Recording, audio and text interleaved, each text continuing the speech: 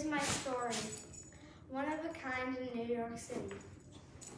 It is July 18th, 2018, and I am moving to New York City.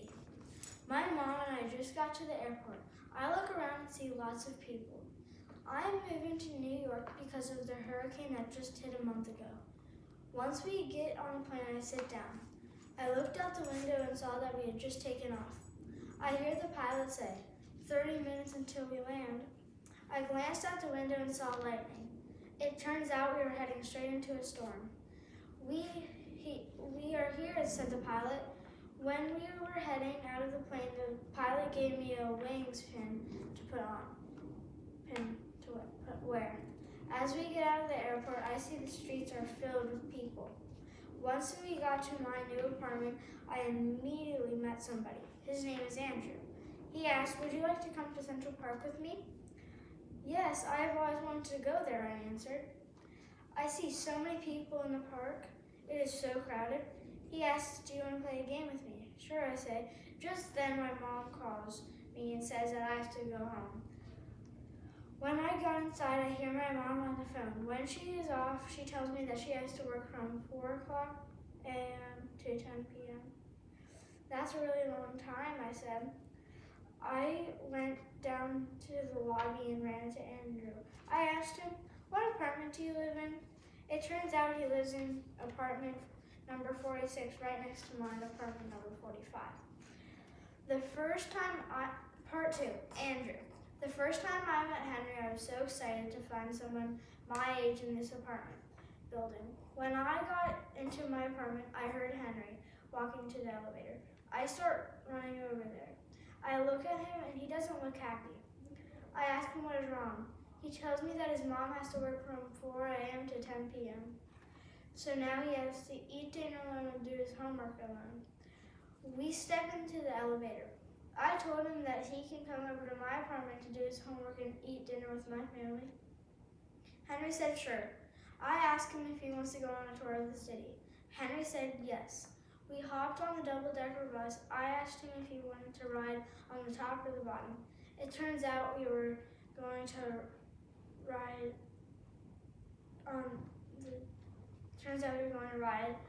on the top for a better view. I told him everything you need to know about New York City. That day we became best friends. Usually the people I played with were my brother Peter and my sister Stella. Part 3, Peter. I told my sister I have no idea why Andrew's friend is over. He just met him a couple of days ago. Also, I'm not allowed to play with friends, so it's so unfair. I wish I was the oldest. The oldest gets everything they want. If I was the oldest, I would have my friend over every day. I hate being the youngest. Mom always tells me when I'm 6, I can play with friends. It is just too dangerous in New York City. I do not believe her. I think he was allowed to play with friends when he was 4. Stella said he wasn't allowed to play with friends until he was 6. Dad always says, as long as it's okay with your mom. When I step into Andrew's apartment, I say, wow, it's the nicest apartment ever. I wonder if he's related to someone famous. Andrew told me that there are lots of homeless people in New York City. When I went to my apartment, I went straight to bed. When I woke up, I called my mom. I said, Mom, can you pick up a lot of food on your way home? She said, sure. I walked out of my apartment and saw Andrew. Today's my grandma's birthday, I said to Andrew. He asked, what'd you get her? I painted a vase for her. Andrew helped me find a post office to mail it to her in Pennsylvania. On the way back, I saw my mom get out of the elevator. I ran over to her. I asked, why are you home so early? My boss said I do not have to work from 4 a.m. to 10 p.m. anymore. I have a new shift, she said.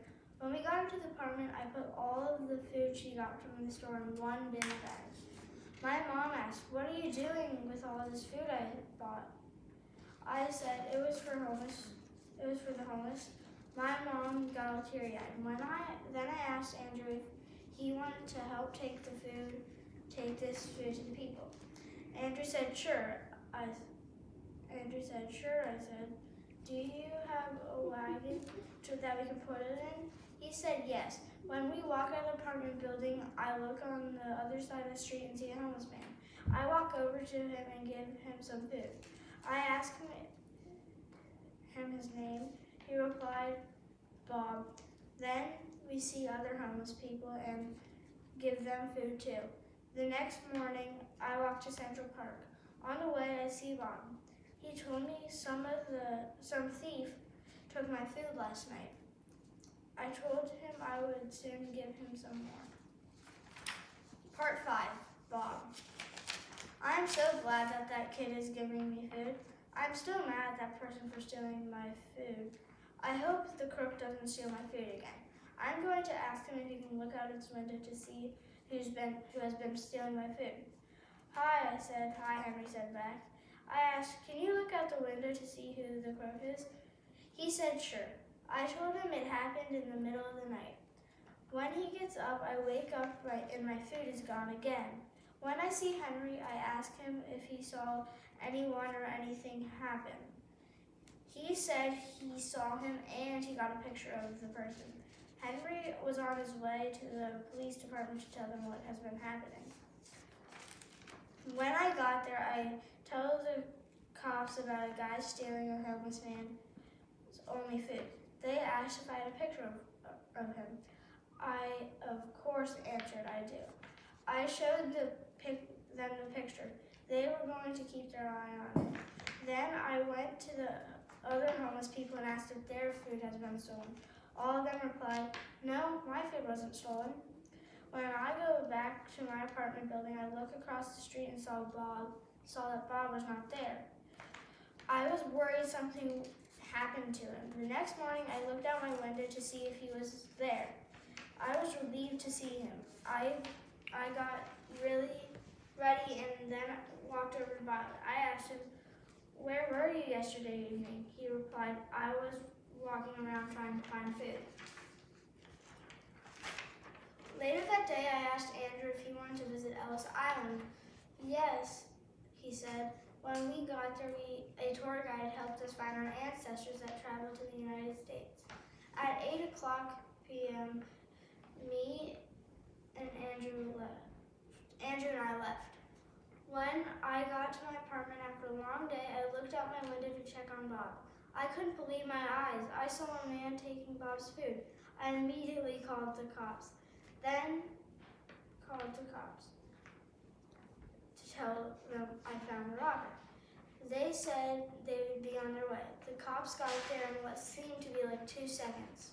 I went outside and they were handcuffing him. Hooray, Bob said.